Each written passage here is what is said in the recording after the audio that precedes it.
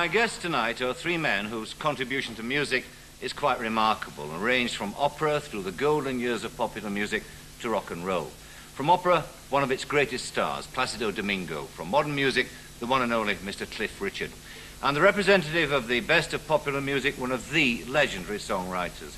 This year he celebrates 50 years as a lyricist, and it's almost easier to list the songs he's not written rather than those that he has. Suffice it to say that so long as people sing popular songs, they'll sing the lyrics of Mr. Sammy Cahn. Now, my next guest was but a twinkle in his parents' eyes when Mr. Cahn was writing hit songs, yet he too could be called a veteran of show business. He started life as a rock and roll singer 21 years ago, and since then has survived every changing fashion in modern music. More than survived, he's triumphed. In that time, no other British pop singer can claim as many chart entries, top 10 records, number ones or albums as he. Ladies and gentlemen, Cliff Richard.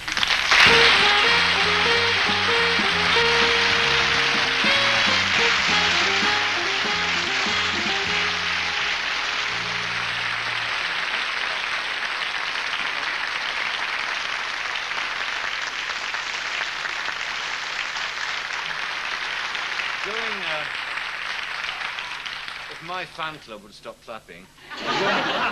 There she is. Which one? Yes, yes. Oh, hey, Mum. Going back to the original, I said 21 years, in fact, you've been in the business. What, in fact, was your inspiration? What was the starting point for you as a singer?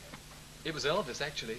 I mean, there were some wonderful singers around, and even when you think that Bing Crosby, who died fairly recently, was singing as well as ever when he died, although I recognize them as being fantastic singers, they didn't make me want to be like them. I mean, I didn't want to, not that I probably could, I couldn't have sounded like Sinatra or Bing Crosby and the others, but they didn't inspire me. And I think there's a whole generation of us that weren't inspired by those men. And suddenly Elvis came along. And, you know, you suddenly realize that that was the sound that twigged and made us creep, the skin creep and the hair stand on end. Yeah. And so I chased that, never dreaming, I never dreamt I would actually do it. How did you chase it? I mean, did you dress like him? Oh, well, no, I couldn't Still afford. does. Still does. I couldn't afford, no, we couldn't afford to do that in those days. I think even though they were supposed to be going through a recession, I think there's more money around to fling around on things like that, fashion, etc. But it was just a matter of doing local pubs and singing in them, you know, and if you got a picture come out in the newspaper, the local paper, and you happened to be caught going, made the whole, I mean, it was fantastic. Got extra custard at school and the girls behind the counter were helping out. What changed you out of your Elvis image and into something else? Well, that was really almost directly due to the fact that I worked with a really terrific TV director called Jack Good. Oh, yes. And when we did the Oh Boy show together, everyone asked me, was I on, you probably, well, you... Keep me out of it. Keep you right out of it. Although, wait a minute. I know what happens when people turn their backs these days. The thing was that Jack said he wanted me, for a start he blew the whole thing by saying, I don't want you to sing your A side of your record, I want the B side, and if you want to be on my TV show, you've got to sing the B side. And I'm very grateful for that because it was a song called Move It, which was the first hit that I ever had.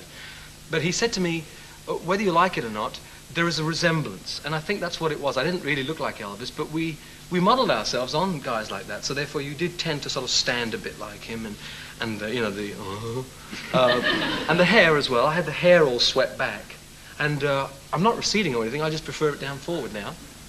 Leave me out of it again. I did look in that direction, didn't I? It was a shame. But, and then the main thing was, he said, get rid of the guitar and get rid of the sideburns, because they were the big Elvis thing. I mean, and I still say, if it wasn't for Elvis, I would never have even started. But I had to get away from that pretty early on, and with Jack's help and guidance, I moved away from that early Elvis image quite quickly, although the press didn't let me get away with it. They didn't? No. What were they saying? Well, I mean, I was doing TV shows then, and I've still got a cutting on my wall from a very well-known newspaper that now uses four-letter words and things, saying that this crude exhibitionism by Cliff Richard on Oh Boy last Saturday, etc., you know, and you don't let your daughter go out with people like this, and that kind of thing was going on. I mean, it was just ludicrous, because there wasn't, the Shadows and I were, along with, say, Marty Wilde and Billy Fury, we were the only ones doing that kind of American thing. And they seemed to want a counterpart here. And I still meet people, I've just come back from South Africa, and I meet people who are now my age, and they say, oh, when we were at school, it was either love Cliff or hate Cliff. And the other one you loved was Elvis. And there was this great battle going on for years. Yes. I know a lot of Elvis fans don't like me now because I preferred him in his early days, and I've often said Well, I don't... but I think that was wrong, actually. He's been deified, hasn't he? I mean, I think that's the thing that I mean, a lot of people feel is a bit extraordinary. No one is going to replace him, you see. I mean, when I think back, when you talk about nostalgia, people like myself, that's what we have as nostalgia. There's a whole generation Leave of me people. out of it. I keep apologizing, Sammy. But there's a whole generation that knows your stuff, and funnily enough, I cross over because I know the stuff as well. But generally speaking, my nostalgia is when you look at an Elvis book or you hear an old Ricky Nelson record or whatever. And I mentioned the Elvis fans because I get some very bitter, real bitter letters from them. They call me things like scum of the earth and all that. Really?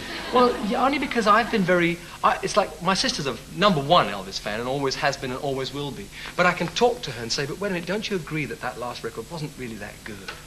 And that's what fans have got to do. They've done it with my record, so at least I know I'm on good ground. Yeah. I don't want my fans to buy everything I do because I've done it. Yes. I mean, no, it'd be rather nice, but artistically it wouldn't be very good. And if they do buy it, then I might go on in that direction, which might not be right for me artistically. I'd rather, and they've done it a couple of times with songs that I thought were dead cert hits. I'm leaving you out of this. Now include me. Hey, Mr. Dreammaker was one that no one actually bought. When Two Worlds Drift Apart, I heard someone say they did, but that's the one. That's the one record. Yeah. So, and I find that rather healthy, and I've gone into print saying this. Maybe I shouldn't say what I feel, but I felt that Elvis gave so much pleasure to millions of people, and yet when you think of the latter days of his life, he obviously wasn't having a great deal of happiness and joy himself. You know, it destroyed some of you. I must tell you that the first time I actually saw Elvis Presley was at the Hilton Hotel in Las Vegas.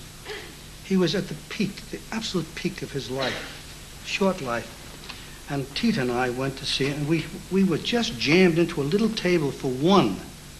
And they made it a And there were table 10 on for it. four. Yeah. And Andy Williams actually was sitting with us. And I saw Elvis Presley for the first time, and I tell you, it was an incredible experience. Really? It really was. You could understand the whole thing. And sadly enough, to take up our friend's point, about 3 or 4 months later we went back and something had happened. I think the demise had started. It was so sad.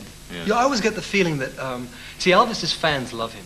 I mean, to a point of deifying, which I don't think that's necessarily right. But the fans don't get to you. I mean, maybe they do try, and they send their love in letters, etc. But it seems to me that what Elvis needed was someone who was really close and who was willing to go, that's rubbish, or that's fabulous. Someone truly concerned for the person. And it seems to me, I hope they're not going to write to me again. I mean, perhaps I'm saying all the wrong things again, I don't know. But it seems to me that Elvis missed that somewhere along the line. Well, the guy shouldn't be dead. Missed perhaps a purpose, which brings me on to something that I've not told you about before, which I want to briefly talk to you about. It's you have this purpose, which is your Christianity. Yeah. What I'd like to find out from you is, did you arrive at that because you discerned in your life the gap that obviously Presley had, that you had success, you had fame, you had money, you had everything that worldly. I didn't look at it as analytically as that in comparison to Elvis's career. It was just that at a certain point in my life, I felt, well, here I am doing all the things that I dreamed of from the time I was 14 and first 15 when I went to see Elvis movies and things. And yet after a year and a half or 2 years of doing that, I mean, it was fantastic, to be able to go on stage, sing, wiggle on the knees, girls screaming all over the place. It was great. And then suddenly I thought, well, wait a minute, and I just come off stage and I think, well, I don't feel elated anymore. The elation is for that 1.5 hours that you're on stage, and then you're back to living again, and it's not the way it should be. I was expecting a lot more from it, and it didn't give me the full 100%. So I found that conversations kept looming round to sex, politics, and religion. And believe it or not, religion was really almost top of the list. Everywhere we went, you'd talk about it. People were talking about spirit mediums and kind of supernatural things, and religion kept coming in. So I just chased it, really. And of course, being from a sort of laughingly Christian background, I say laughingly because, I mean, I know that many people in our country, we're supposed to be a Christian country, but I know many people would say, oh no, I'm not Christian. But coming from that background, I looked towards that area rather than, for instance, waft off to the Far East philosophies, etc. Yes. I went straight to the Jesus syndrome and found a reality that I didn't think was there, and a rationality. I mean, the thing about it is, a friend of mine, I always quote him, he always says that you don't have to commit intellectual suicide to become a Christian.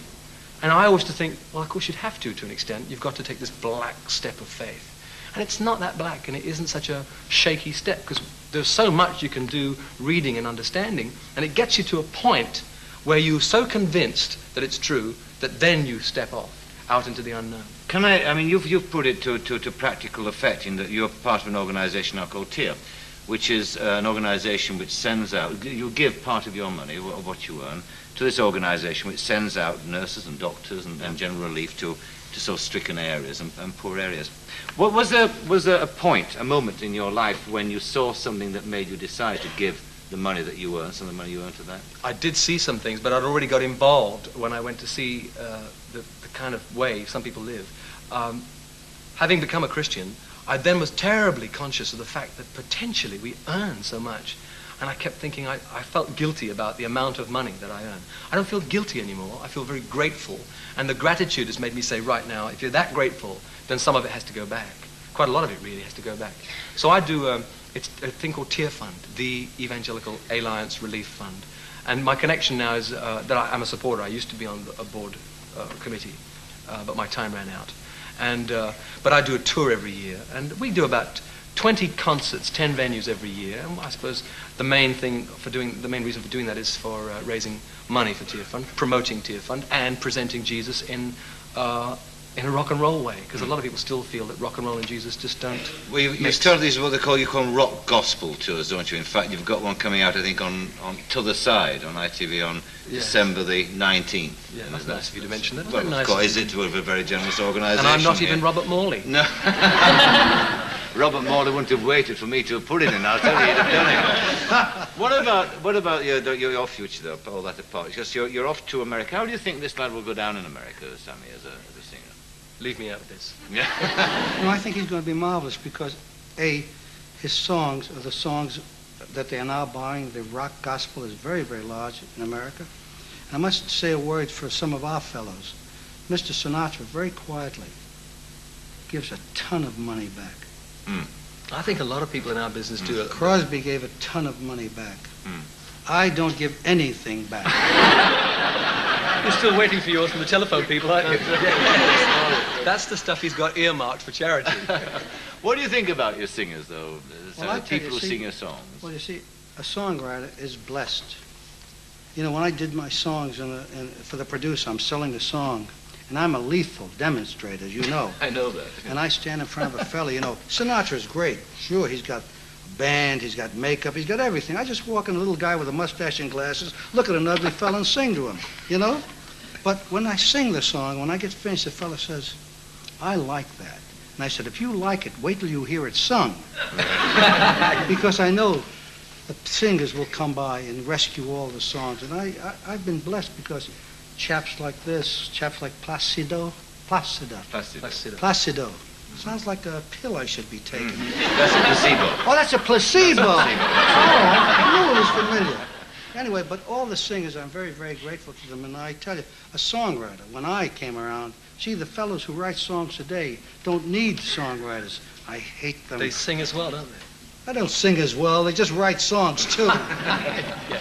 But this is where we cross over again, because I'm sort of like where Elvis was, too, although Elvis wrote quite a few of his numbers. But a lot of us didn't write. So we relied heavily, very early on writers writing our rock songs for us. The new generation came with the Beatles, etc., where they wrote and did everything themselves. And it doesn't really matter that some people don't necessarily sing in tune. A lot of people don't in the pop world. Keep me out of it. Because they write. And it's like Dylan as well. I mean, Dylan would never claim to be a singer, but when you hear his records, it's a total sound you listen to, and it's got its own charm. But not being a writer, I've suffered a great deal. No, I haven't suffered at all, actually. I've been really fortunate. You had some good songs written. Good writers writing stuff. I found songs early enough. You're going to do a song for us now. What is this song? I mean, well, we talked about. I thought I'd do an Elvis song before I knew that you would be talking about it so much. Yes. Yeah. What is it? Heartbreak Hotel. Heartbreak. The Elvis song. It was the first one I ever heard when there was a car window parked in our locality when I was still listening to Frank Sinatra and everybody. And the guy must have left it and left the radio on, and I heard this song come out, and I thought, well, that's it. That's what I'd like to try and be. Cliff, if you'll go over there and sing Heartbreak Hotel. Cliff Richard.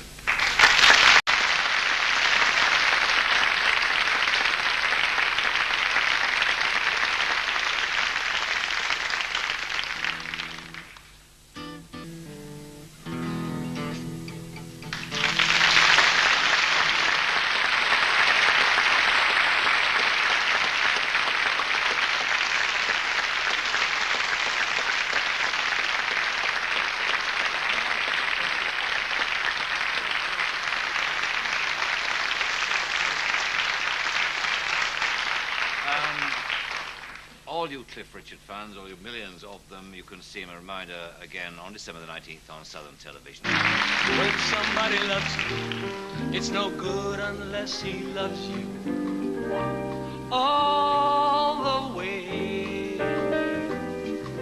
Happy to be near you when you need someone to cheer you all the way.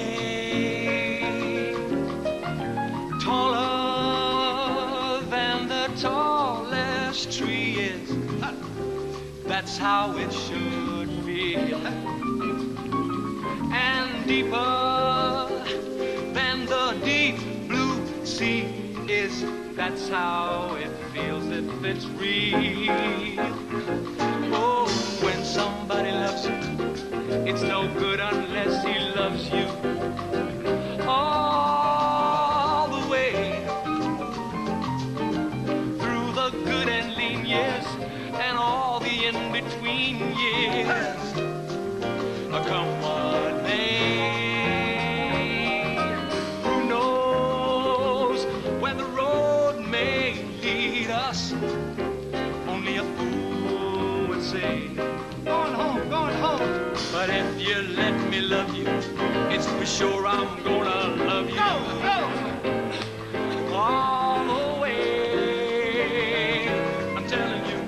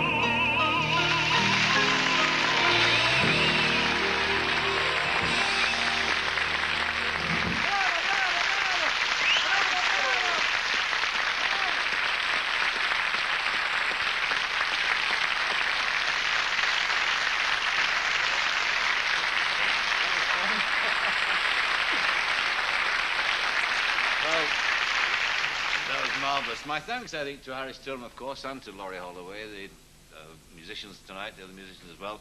My thanks particularly to Placido Domingo, to Sammy Kahn, and to Cliff Richard for joining me. We are going to leave the last words, if we could stop him, with Mr. Kahn. So, would you sing us out tonight? Will I ever? Will you ever? I'd be irresponsible and I'd be unreliable if I didn't name you some names. Names I feel deserve your attention. Names that help to give all of this dimension. Placido Domingo, he sang fantastically, and his voice, it sure helped our aims. My friend Richard, my chum Cliff, he was more than just terrific. He is all his press agent claims. No wonder Cliff turns on all the dames. Next, I would like to list two producers who assist, Graham Lindsay and Jill Stribling Wright. If I look at all half inviting, just thank Michael Jeffers who handle lighting. Jim Clay, he is in design. Bishop Blackett's sound is very fine. Richard Greening has me in his camera sights. Jeffrey Wellesley on the floor. Angela Beveridge, she is to adore. Chris Greenwood made sure that we were on call.